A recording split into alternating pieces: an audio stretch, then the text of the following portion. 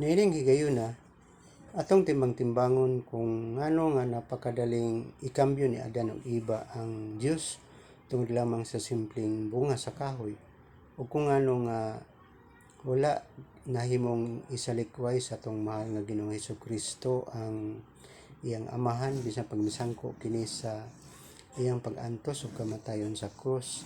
Ato usab timbang-timbangon kung ngano nga daghan ang mga tao ang misalikway sa Dios tungod lamang sa mga simpleng tentasyon o kung ngano nga ang mga balaan nga mga tao o ang mga santos wala man misalikway sa Dios bisan pa sila o gipaantos o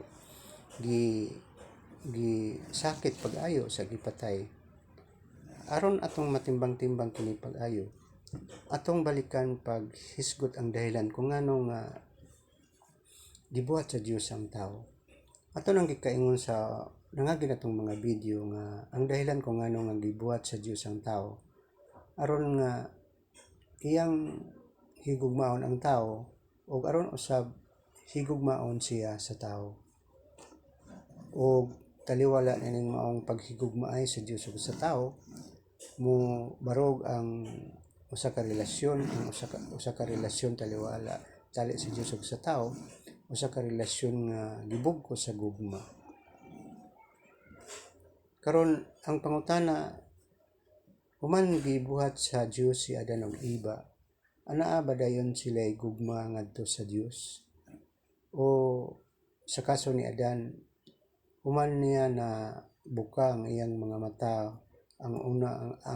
human niya na unang nabuka ang iyang mga mata ug human niyang unang nahanggap ang iyang unang gininhawa, anaa ba dayon siya gugma sa Dios? Ang tubag, human gibuhat sa Dios si Adan ug Eva, dili automatic nga anaa dayon sila gugma sa Dios. Tungod kay kung moingon kita nga automatic nga anaa dayon sila gugma sa Dios human sila gibuhat, mo supaki kini sa free will o kagawasan nga gihatag sa Dios ngadto kang Adan ug Eva. Ato nang gikaingon nga ang tao gitagaan sa Dios og kagawasan o free will sa paghigugma o pagsalikway kaniya. So, yun ini usab ang nahitabo kang Adan ug Eva, ana sila free will o kagawasan sa paghigugma sa Dios o pagsalikway kaniya. So, dili pwede nga idisenyo daan sa Dios sa iyang pagbuhat sa tao, idisenyo niya daan sa matag kasing-kasing niini ang paghigugma kaniya tungod kay mosumpaki kini sa free will. Ang tao sa pagbuhat sa Dios sa tao, iya kining gidisenyo nga anaay kasing-kasing. Apan kining maong kasing-kasing wala pay sulod sa gugma ngadto sa Dios. Sa kaso nila ni Adan ug Eva, ila pangtun-an ang ilang kaugalingon nga higugmaon nila ang Dios diya sa adlaw nilang panginabuhi. So, sa lagtod nga pagkasulti, human gibuhat sa Dios si Adan ug Eva, ila pang pabarugon ang ilang relasyon ngadto sa Dios diya sa adlaw nilang panginabuhi, adlaw nilang pagpuyo sa Eden. O nining maong pagpabarog nining maong relasyon, dili sila pasagdahan sa Dios. So lahi kini sa sitwasyon sa atong Ginoo tungod kay sa pagkatao sa atong Ginoo, perpekto na ang iyang relasyon ngadto sa Dios nga Amahan. Gani ato kanang mabasa sa Biblia nga bisan wala pa siya matawo, bisan gani wala pa nabuhat ang mga butang, anaa na siyang daan sa kiliran sa Dios nga Amahan. So ang iyang relasyon sa Dios nga Amahan perpekto. Ug mao kini ang hinungdan kung ngano nga wala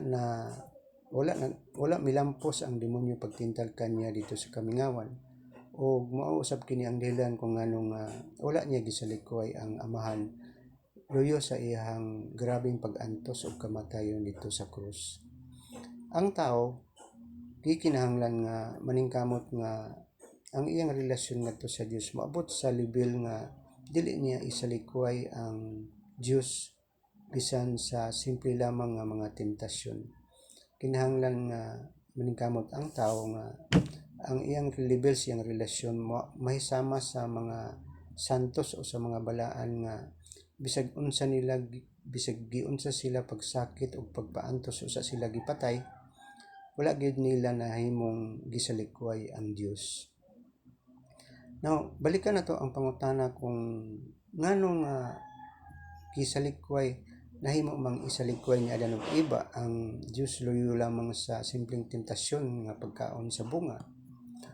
Ang dahilan tungod kay sa aton ang gikaingon nga human gibuhat sa Dios si Adan ug Eva, gikinahanglan nga pabarugon pa ni Adan ug Eva ang ilang relasyon ngadto sa Dios. Og sa pagpabarog nining maong relasyon, mahisama sila sa nagsaka og hagdanan. No nga magsugod sila sa primerong ang niya mutikang sa kaduha ang ikatulong ang. So, ang dahilan kung anong natintal sila sa pagkaon sa bunga tungod kay ang ilang relasyon niya itong taknaa nga gitintal sila sa demonyo, napaka anaaba sa level nga kaya pa nilang isalikway ang Dios tungod lamang sa simpleng bunga. Mausab kini ang nahitabo kang David sa diyang natintal siya sa asawa sa iyahang sundalo nga ang iyang relasyon sa Dios ana pa sa level nga kaya pa niyang isalikway ang Dios tungod sa simpleng tentasyon. Gikinahanglan nga ang tao maningkamot nga sa aton ang gikaingon, ang tao maningkamot nga ang iyang relasyon ngadto sa Dios moabot sa puntong dili niya isalikway ang Dios tungod lamang sa simpleng tentasyon. Karon ang pangutana, ang ato ang relasyon ngadto sa Dios asa naman nga level? Ana pa ba kita sa level nga ato siyang isalikway tungod lamang sa simpleng tentasyon? Kung ana kita nining maong level, dili ato tugutan nga magpabili niini. Atong paningkamutan nga mo taas ang ato ang relasyon ngadto sa Dios sama sa level sa mga balaan o sa mga santos nga dili nila isalikway ang Dios bisan pa o patyon sila o punggutan sila sa ilang mga ulo.